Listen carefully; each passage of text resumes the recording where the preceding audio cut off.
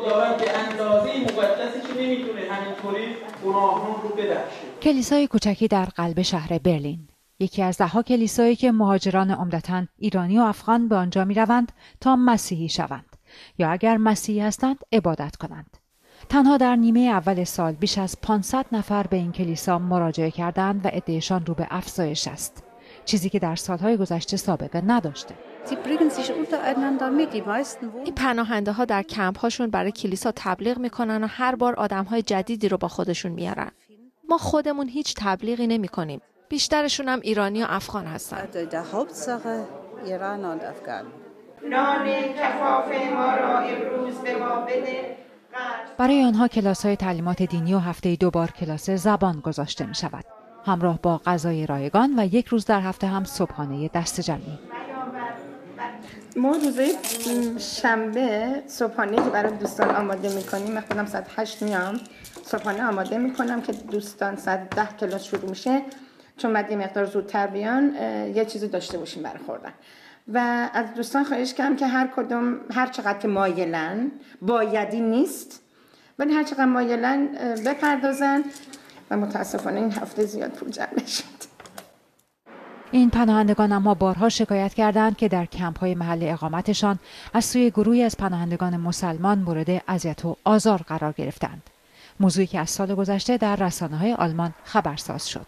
کمپی که من بودم شاید بگم 300 یا 400 نفر تو محیط بودن. همه میدونستن من دارم میام کلیسا. منو خیلی اذیت کردن. به هر حال به من توف میکردن یا خیلی چیزای دیگه. بعضی موقع توهین میکنن، میگن دین تو به خاطر پول فروختی، دین تو به خاطر اقامت فروختی. اینا منم خیلی احتیاط میکنم، یعنی دینمو پنهان میکنم. اگه بگم من مسیحی ام، خب ممکنه تو اونهای ما 3 نفر 4 نفر مسیحی یا 10 نفر مسیحی باشیم، خب با 100 نفر که نمیشه طرف شد. در هایم ها دوستان اجازه ندارن انجیل بخونن به خاطر اینکه دوستان مسلمان اونجا میدونن که اینا مسلمان بودن و حالا مسیحی میشن. یک سری با چاقو تهدید شدن، یه سری حتی زدن، درگیر شدن. آیا شما وقتی که میشنوید که این پناهجوهایی که میخوان تغییر دین بدن با مشکل روبرو میشن یا با تهدید روبرو میشن، میتونید براشون کاری بکنید؟ میتونید حمایتی ازشون بکنید؟ متاسفانه ما نه از نظر ساختمانی امکانی داریم که این عزیزان رو حمایت کنیم که بگیم خب حالا تو هایم نیستن میتونن بیان پیش ما یا یه امکانی در نظر بگیریم، ولی خواهر رزماری سعی کرده خانواده‌های پیدا کنه که مثلا 2 تا از خواهرامون بودن که رفتن به خونه‌هایی که تونسته بودن یه مدت کوتاهی اونجا بمونن که یه مقدار امنیت داشته باشن.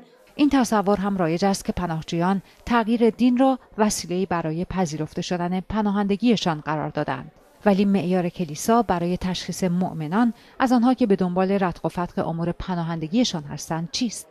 قبل از اینکه این افراد رو به عنوان مسیحی بپذیریم و غسل تعمید بدیم 6 ماه روشون کار میکنیم و تعلیمات دینی بهشون میدیم. هستن کسانی که خیلی عجله دارن و میگن باید سریع غسل تعمید بشین. ما هم بهشون میگیم بهتره برین یک کلیسای دیگه. این تقدس خداوندی این رو طلب میکنه که یا باید کفاره داده بشه یا کلیسا در آلمان سالهاست که دیگر رونقی ندارد و جز در موارد خاص مثلا اعیاد پر نمیشود.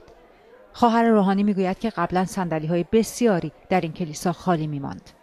حالا این پناهجویان هستند که شاید جانی تازه به کالبد فرسوده کلیسا بدمند. معتقدان به کلیسا عمدتاً آدم‌های سالخورده هستند، اما این پناهنده‌ها بیشترشون جوونن و اگه کلیسا بتونه جذبشون کنه و نگهشون داره، آینده خوبی در انتظار کلیساست. اینکه این پناهجویان پس از سالها ماندن در این کشور و آشنایی با فرهنگ و معیارهای امروزین جامعه آلمان چقدر به کلیسا و آموزش‌های آن پایبند بمانند، سوالی است که نه کلیسا و نه شاید خود آنها برایش پاسخ قطعی داشته باشند. مریم انصاری، برلین.